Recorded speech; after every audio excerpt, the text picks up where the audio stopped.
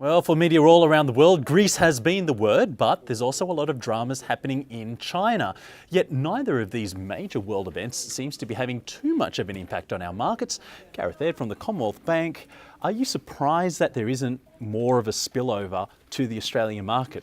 Well, we've seen a pick up in volatility given the situation that's happening in Greece, but given that they're not a major Australian partner for the Australian trade, there is very little impact in terms of what the Greek economy has onto Australia. But we are seeing some spillover in terms of financial markets, because financial markets don't like uncertainty. Until this situation with Greece is resolved, then uncertainty is weighing on markets. We're seeing very much a risk-off tone, and that's having an impact, a negative impact on equities, and also it's seeing a lack of support for the Australian dollar.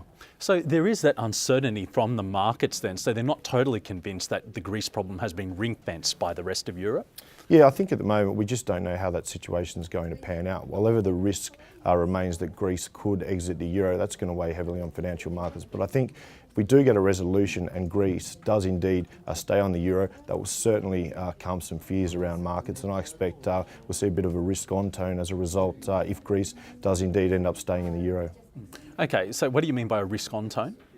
It means that we'll start to see money flow back out of less risky assets, because we've seen a lot of support for government bonds and also for US denominated securities. That means we're likely to see a flow back to equities and indeed probably a bit of support for the Australian dollar. In other words, people taking advantage of the buying opportunity, I suppose. Yeah, there's a lot of people that will probably have their figure on the buy side if this situation ends in a positive note in Greece.